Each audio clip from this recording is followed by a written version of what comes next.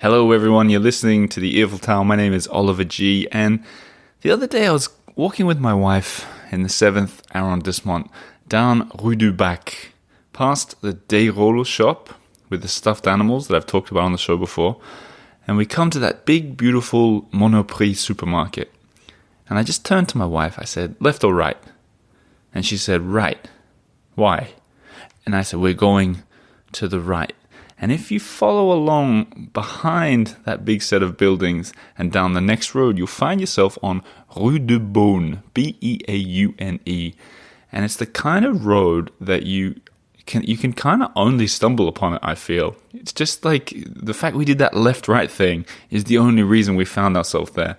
And when you're walking down, it's this collection of curious antique shops. So I'm looking in the windows as we walk along, no doubt, because we had the antique experts on the show a couple of weeks ago. And my eye was caught by a shop called Chloe Jantzen. And inside the window was this big display of canes, like walking sticks. And I found myself really drawn to these walking sticks. I kind of had all these questions. How does someone get such a big collection? How much do they cost? What's going on? Why are they so ornate? Why did they die out? What's the real use of them? And I thought, I could see a woman sitting in there behind the desk. I thought, how do I find out all this stuff?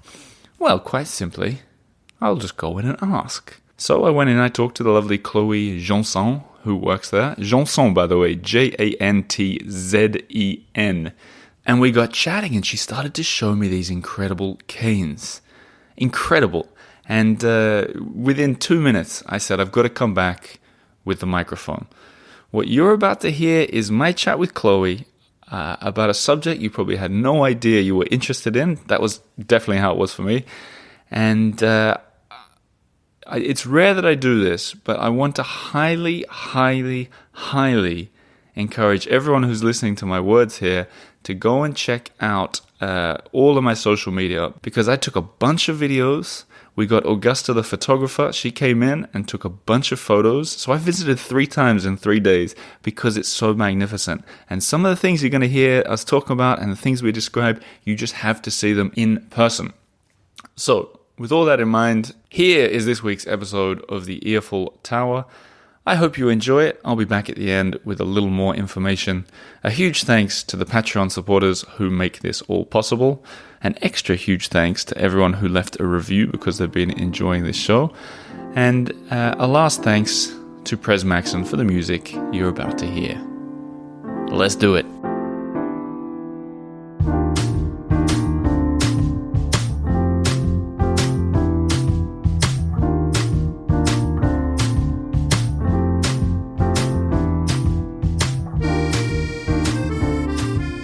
Chloe, how are you today? Fine, thanks. We've discussed it a little bit. We haven't been able to agree if they're called walking sticks or walking canes. In French, though, it's very easy. What's the word in French? In French, it's very simple. It's canne.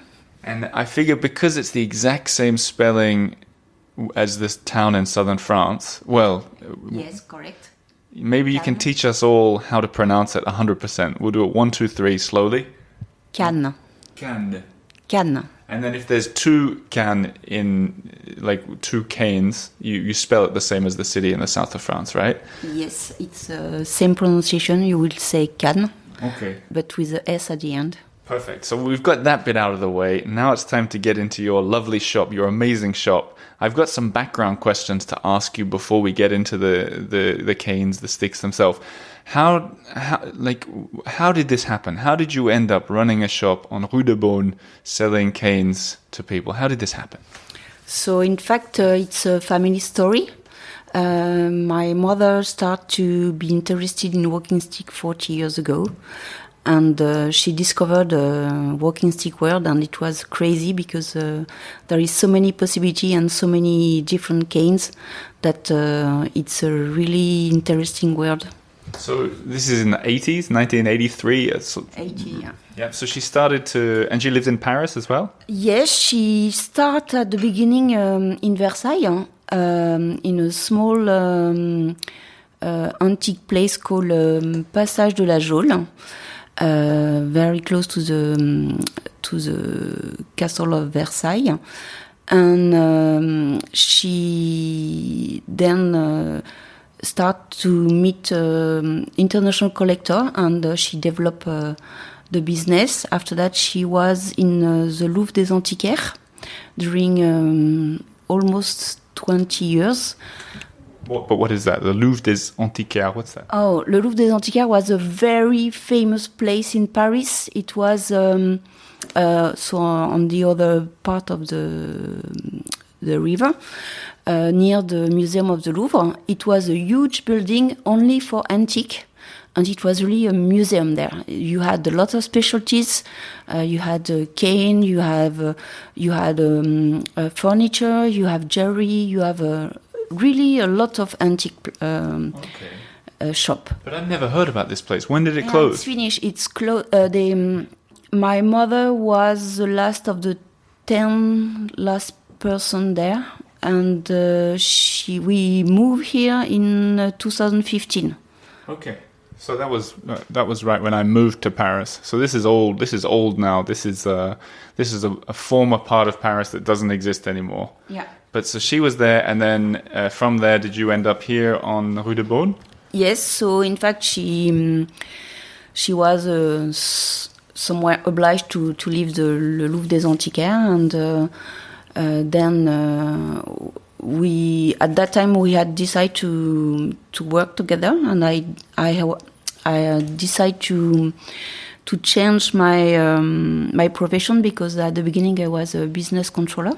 So you went from business controller, and your mom was collecting canes, and you eventually said, yes, I think I want to get into canes as well. Yes, in fact, it's a funny story, because when my mother started to collect cane, I was a teenager. I was, I think, 12 or 13.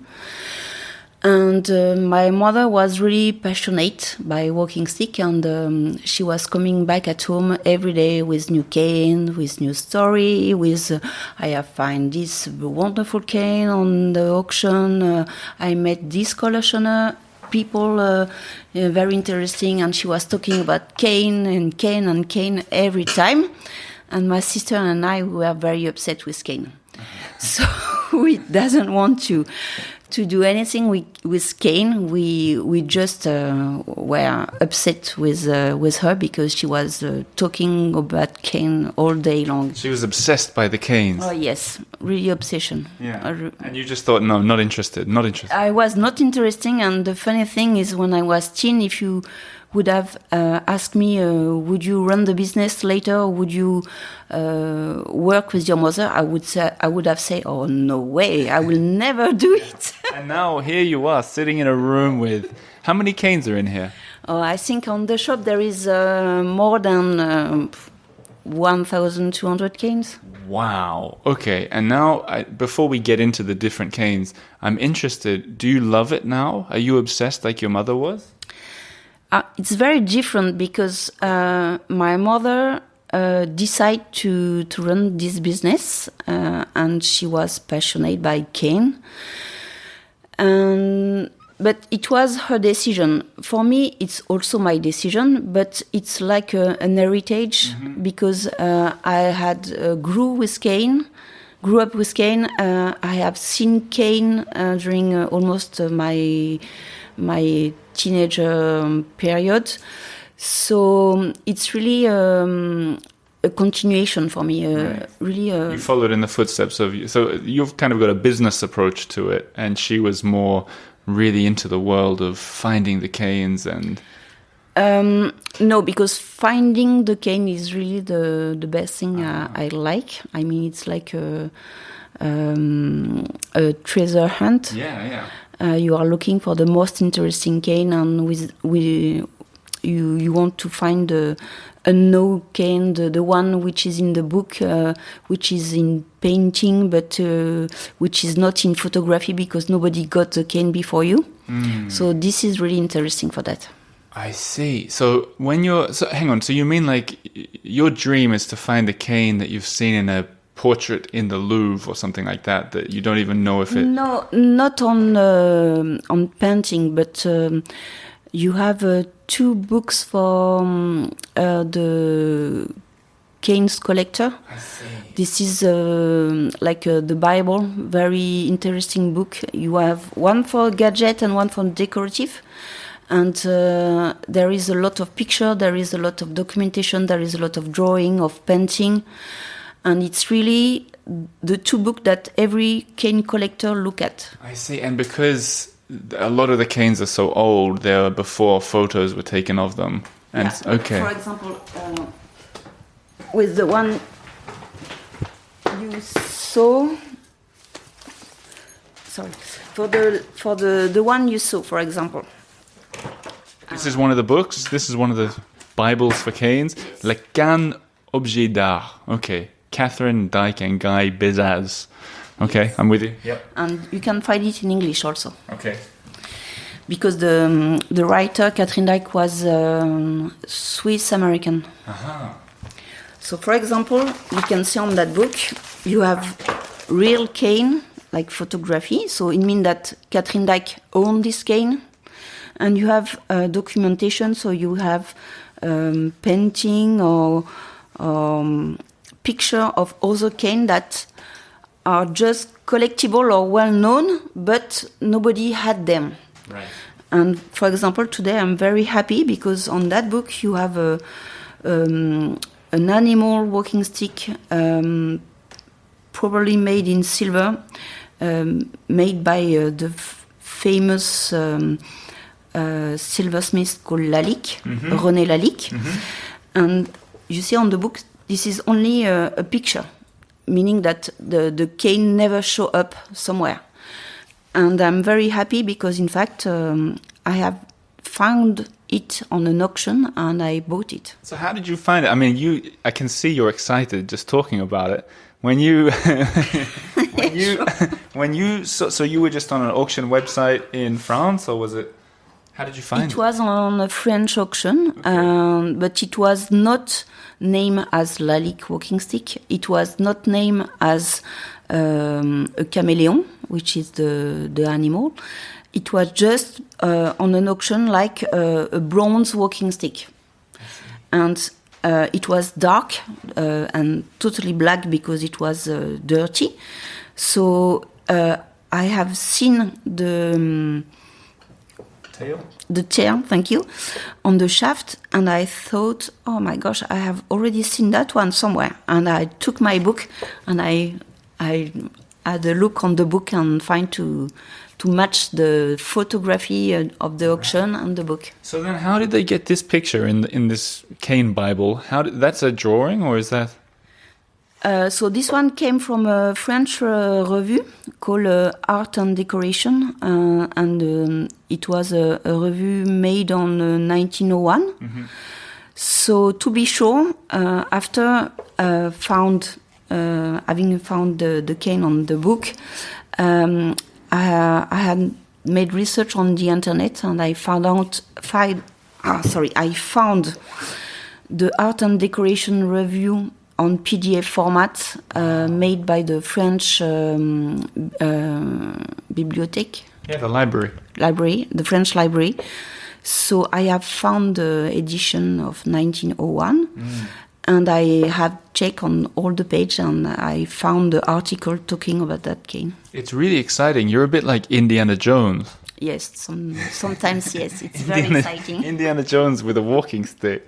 But I'm curious, like when you find this chameleon on a cane and you realize it's the same old one from the 1901 magazine, and you get excited for it. Are you excited as a businesswoman because you know that you can buy it cheaper than it's worth and then sell it? Or are you also excited because you've grown up with these canes, these exciting, unusual, beautiful canes, and that's a part of it too, to get to touch this unusual, example of one?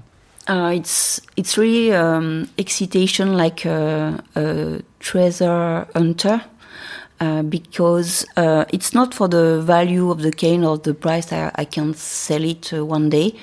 It's just because nobody hold this cane, because there is no picture on any book on walking stick that collectors had made. So meaning that nobody had this cane before. This cane was just in a private collection for years, and one day this cane came on the market, and I was very excited because I have seen it. I have knew that it was a good one and a very interesting model. And of course, I was very happy because I had won the auction. And is there, like, now I'm getting a bit excited about this. Is there a walking cane in these books that is like the holy grail for walking stick collectors? Is there one that no one's found but everyone knows it's out there? So it's difficult question because you have beautiful cane made by famous silversmiths like Fabergé, like Boucheron, like a very well-known person. And of course, this is more jewelry than walking stick because you have diamond, rubies, emerald, enamel. It's really incredible object. So like the value is in the jewels rather than the This one are Fabergé model, for example. So this is really jewelry. And of course, because it's signed Fabergé, it's a very expensive walking stick. And when you say expensive, what are we talking about here? How expensive? I have seen some Fabergé cane on sale for $60,000. $60,000, wow. And that one with the chameleon, how much are you selling that one for? I don't know. For the moment, I'm not sure I will sell it. Oh, really? But even like vaguely, like 2,000, 5,000? I don't know. For the moment, I just don't know because I just get it this morning. So. Oh, congratulations. So that was the one that I just held back there. Is that the one? Was it up there? Where was that? There. Oh, yeah, okay. I'm going to have to take some pictures of that to show everybody at home. I want to go back to something that you mentioned before. You said that all canes are decorative or gadgets. You explained this to me when I first met you. Is the idea decorative is like this Fabergé one or the one with the chameleon, and gadgets is essentially you open it and there's a sword inside? Is that... So it's different. So for the walking stick, you have two categories. One is called decorative, meaning it's nice carving, nice material like ivory or silver or gold for sometimes, some of them. So this is decorative one. Sometimes they use a very strange material like horn or skin or vertebrae. And the gadget is a walking stick that is made for doing something else, meaning that you have something inside the walking stick. And it's a crazy world and very interesting because you can find anything. You can find alcohol bottle, perfume bottle, you can have a blow dart walking stick, you can have weapons, of course. A blow dart as like a when you want to blow a dart into someone's neck. Do you have one of them here? Yeah, sure. Okay, we'll have to look at that one as well. So the blow dart cane usage was very specific. First of all, it was for sending love message to women. So the man would write something on a little piece of paper, put it on the blow dart cane, and of course throw the message to the woman he would love. What, you mean throw okay, how romantic. Yes. But is this in France? How long ago is it? Where? It was at the beginning of the 19th century. Okay, in France? Yeah, in Europe. Okay, and these, the walking sticks in general, is it, I mean, are they mostly from a certain country or are they from all over the place? So the gold age for the walking stick was the 19th century, but you can find walking stick from the 17th or 18th century. And there is a lot of Europe because the main maker for them was England, France, and German. Mm-hmm. So most of the walking sticks that I have are European. Right. And then it's sort of what happened from the 19th century to today. you don't see very many men or women walking around with a walking stick anymore. So I imagine the people who are buying them are collectors. Or not. In fact, during the 19th century, the walking stick was an accessory for your costume.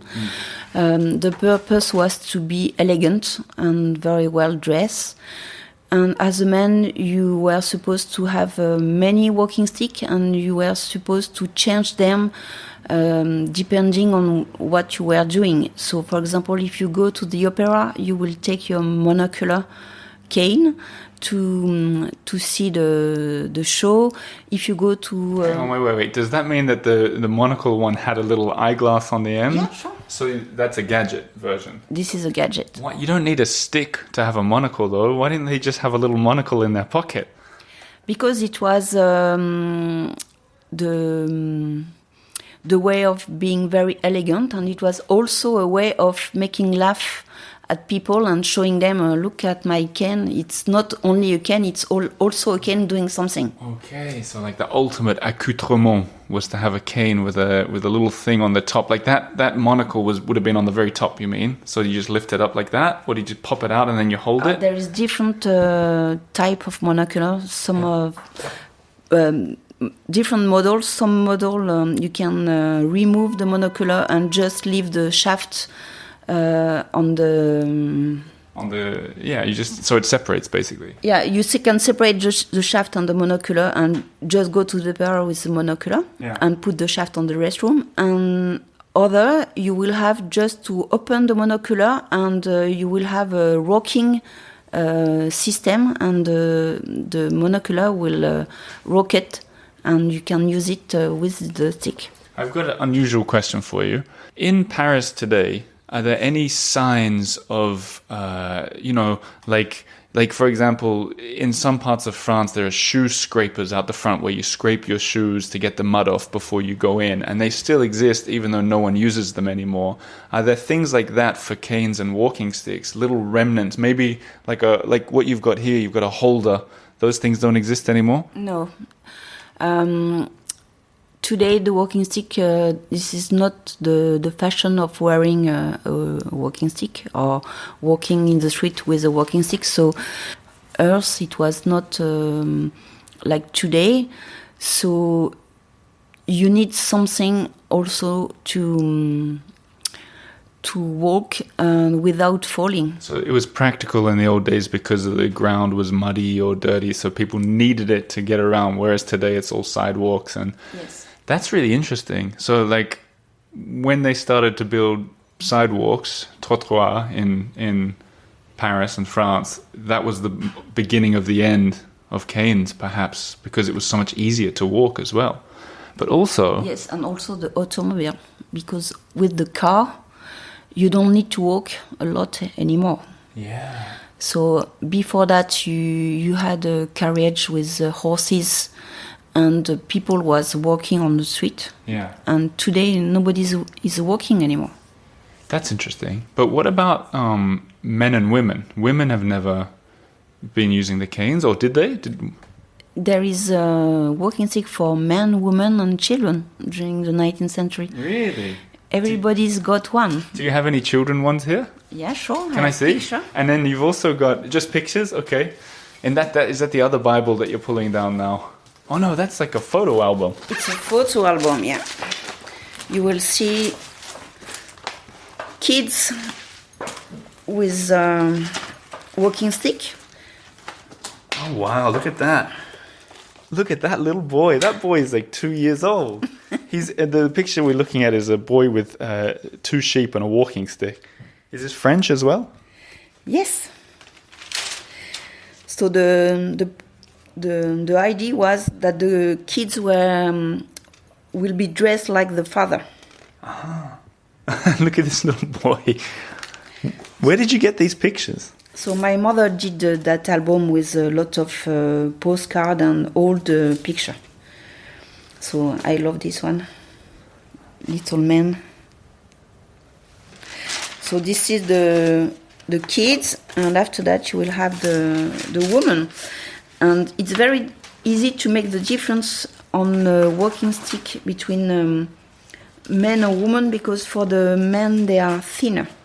For the men? For the women, sorry, okay, they are yeah. thinner.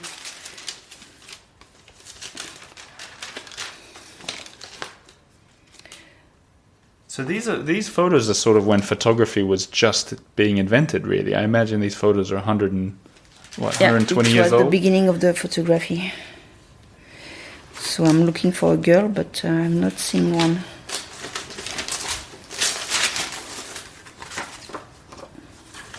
Look at that. Well, this picture's cool. This is hang on. This picture is cool because this is the side of Sacré-Cœur. It's signed by someone as well, like a celebrity or what? Do you know? No, it's a message to someone. Oh, like a postcard. What's on the back? Nothing. Nothing. It's written amitié, no, toute sympathie. Okay, and we'll find a picture of the woman later. Yeah. Oh, there's one. There she is, standing on the beach with her walking stick. She doesn't look very happy. No one looks happy in these pictures. They are so serious. Okay, I want to finish now on two things.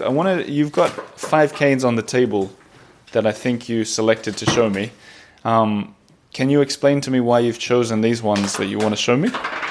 So, here there is 5 walking stick. They are rare, unusual, and collectible, of course. Mm-hmm. So I will start with the decorative one. So this one is a 18th century old walking stick, Italian, and it's called Arte Povera. Mm-hmm. So it's 18th century, and the funny thing is on the bottom of the shaft you have erotic people. Oh yeah. What is he doing? Maybe we can't even explain. It's a naked man with his hands on himself. Why did they have that? So this one is very rare, and it was the first one that I've seen made with Arte Povera technique. And this one here with the paper, can you tell me how much it sells for? The erotic cane? Actually, it's not on sale. Aha, okay. Is it because you want to keep it? Yes. Okay. What about these other interesting ones? Okay, this one is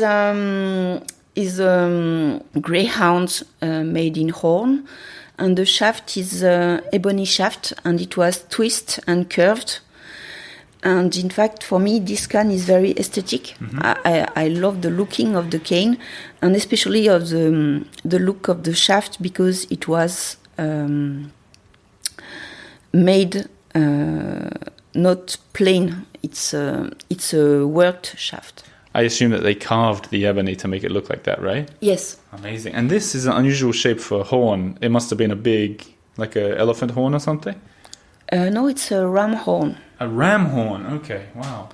And it's a greyhound, because the greyhound, it's a very nice subject for the knob, because the greyhound got a long nose, so it's a very nice handle. Perfect for walking. And how much is this one? It's for you. It's your private collection. This one is 1,350. Is that a typical price? Because now I've seen a few. About 1,000 to 1,500 is about the typical. So the medium average prices would be between 600 and 2,000. Okay, cool. Okay. And this one, this looks like the root of a plant. So this one is just a material walking stick, because as I told you, they used a lot of very unusual material and strange materials. So this one was very tricky for me, because it took me months to find out what is it for real. And it was very difficult because during the 19th century, the walking stick maker loved to mix material and to make a walking stick looking to something else. So, for example, they used a shaft of laurel, and they take the laurel tree and they yes, carve laurel it, tree. Yes, yes. and yes, they yes. carve it like a bamboo. Wow. Okay. So there is a lot of imitation like that. So they carve a shaft to look like tortoiseshell because tortoiseshell was very expensive and nice looking. So at the beginning, when I found this very simple shaft and walking stick, I thought, oh my gosh, in fact, they want to imitate this wood. This wood is called bloodwood. And this wood is totally natural, but it's very heavy. And I'm just going to explain for the people at home, the bloodwood one, the heavy one, it looks almost as if someone's taken a piece of wood and carved long lines down through it, you know? Like it looks like, it's hard to explain, but it's like got rivulets running all the way down, whereas the previous one that Chloe mentioned is the same thing, but has been faked to look like that, right? So this one is totally natural. Yep. And I thought this one was made to look to the blood, wood shaft. And to work to make this, they took, in fact, a bamboo, which is common and easy to find, and they took a bamboo and they carved it like the bloodwood. But in fact, it was not the good explanation, because if you take the bamboo and the weight, you will see that the weight is very different of the one I have found. The one I've found is very heavy, is very light, is just incredible light. So my first explanation was not the good one. And I was looking it for months, and I found out finally, because I asked someone, an expert on wood, and he told me that this one was made on garbage. Garbage? Really? So they just carved it to look like that. So it's totally natural. Nobody did anything to the shaft. It was just garbage that they make very long. Wow, that's cool. That's unexpected. What about this this big one? Is this a gadget? So this one is a very rare one, and is one that men love a lot, because weapons are really loved by men. So in fact, you have a pepper gun inside. So you remove the knob. Oh my gosh. And you have your pistol on the walking stick. That's the gun. That's the trigger. Yeah. Oh wow. Now that's... So you have a 6-bullet gun. How old is this one?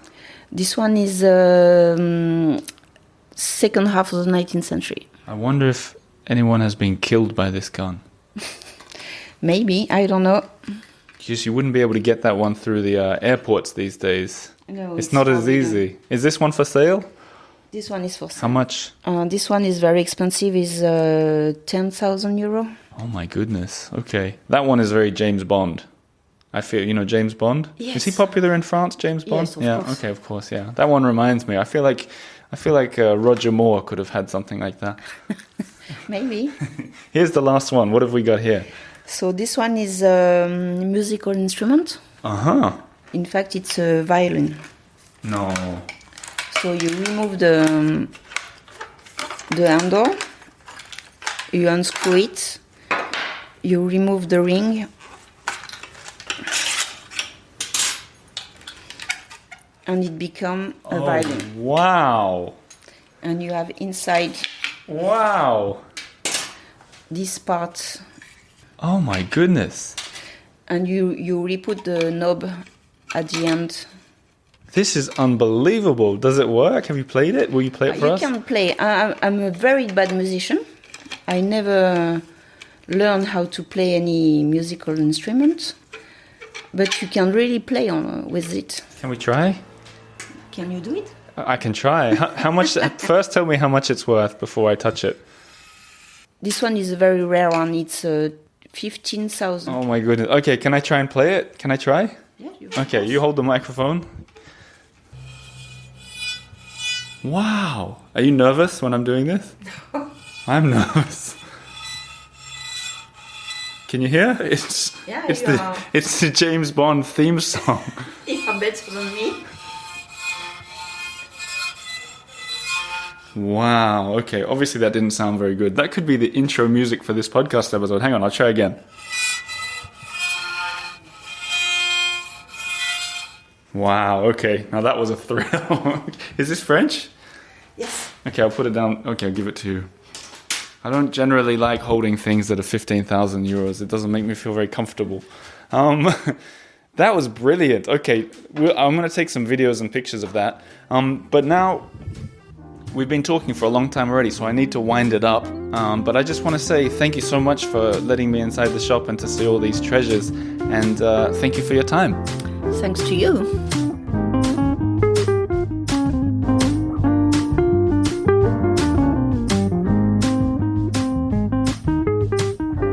That was Chloe from Galerie Jantzen. You can find it at 18 Rue de Beaune as usual. That information will be in the show notes at the bottom. Once again, I really want to stress that this episode isn't complete without you going on the earfultower.com and looking at the pictures that we put up. If you're a social media user, just search for The Earful Tower on Instagram, TikTok, Facebook, LinkedIn, anywhere. Just go and search it and we'll be adding these pictures. And YouTube, where we'll put a video of some of the best decorative and gadget-related canes. What happened after we did this interview? This is one of the rare times when I've really stayed talking to an interview subject for ages.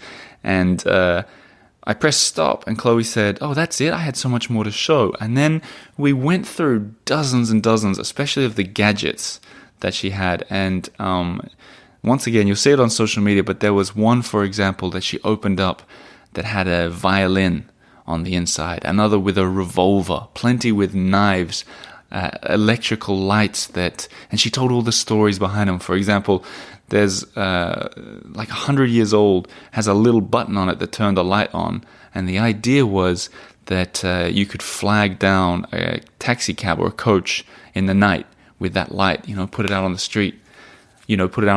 There were others. There was a periscope. There was one for weighing things. There was one for carrying your suitcase.